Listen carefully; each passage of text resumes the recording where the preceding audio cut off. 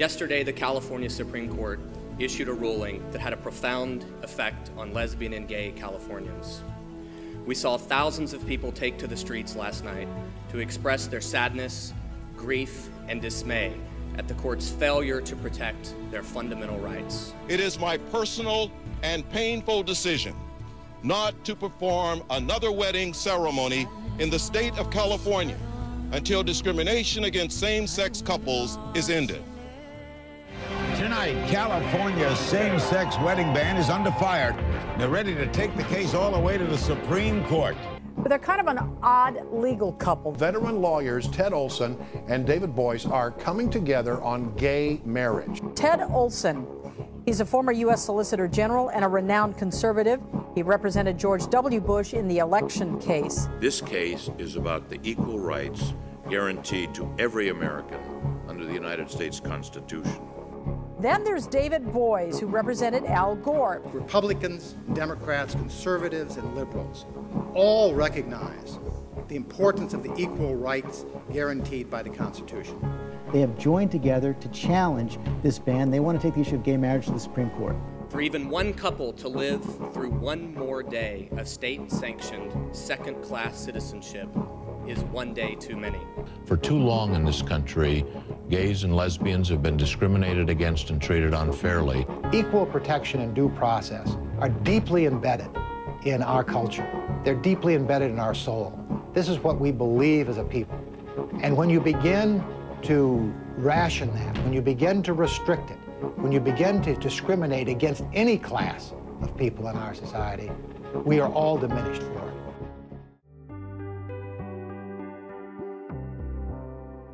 What's significant about this case is that it's the first time that gay marriage has been decided by a courtroom trial. Everywhere else in America, it's been decided by the legislature or by the voters. In California, it was taken to the voters, and the voters decided 52% to 48% to ban gay marriages. And the thing about the Constitution is that the Constitution has fundamental rights that are not subject to vote. You can't vote to take away somebody's right to free speech. You can't vote to take away somebody's right to vote. And you can't vote to take away somebody's right to marry the person you love. How about the court saying that all those who got married, that's okay? Well, I think that demonstrates the lack of equal protection that currently exists in California. You have 18,000 gay and lesbian couples who are married, and you have everybody else who is prohibited from getting married. That doesn't make any sense. It's not fair. The California Attorney General has admitted that Proposition 8 is unconstitutional. Therefore, the individuals that stand before you today are suffering unconstitutional injury every single day. To tell them to wait is unacceptable. The Supreme Court of the United States said 123 years ago, in a case involving someone who wished to run a laundry in San Francisco, that the right to equal protection of the laws is the right to the protection of equal laws. Proposition 8 is not an equal law.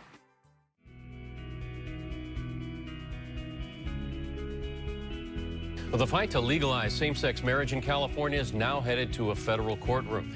Today, a San Francisco judge set the date for a legal challenge to Prop 8. And that day will be January 11th. We're going to use the Equal Protection Clause of the 14th Amendment and the Due Process Clause of the 14th Amendment to argue that individuals are entitled to marry the person of their choice, and the Due Process Clause and the Equal Protection Clause precludes states from prohibiting same-sex individuals to have the same right to marry as other individuals. The Supreme Court has ruled for more than 40 years that marriage was a fundamental right of all human beings. In the Loving against Virginia case, the Supreme Court unanimously ruled that Virginia could not restrict the right of two people of opposite races to marry.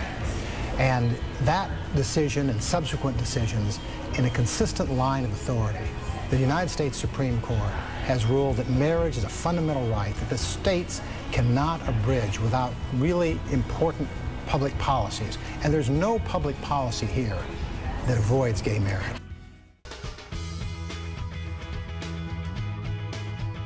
A federal judge in San Francisco has refused to dismiss a lawsuit seeking to overturn California's same-sex marriage ban.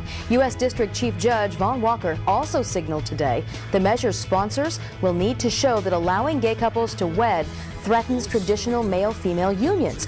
Now we're going to see on trial in the city of San Francisco the entire history of discrimination against gays and lesbians. Not just same-sex marriage, but the entire history.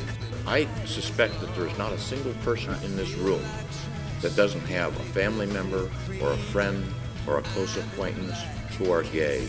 And if you look into the eyes and hearts of people who are gay and talk to them about this issue, that reinforces in the most powerful way possible the fact that these individuals deserve to be treated equally and not be denied the fundamental rights of our Constitution.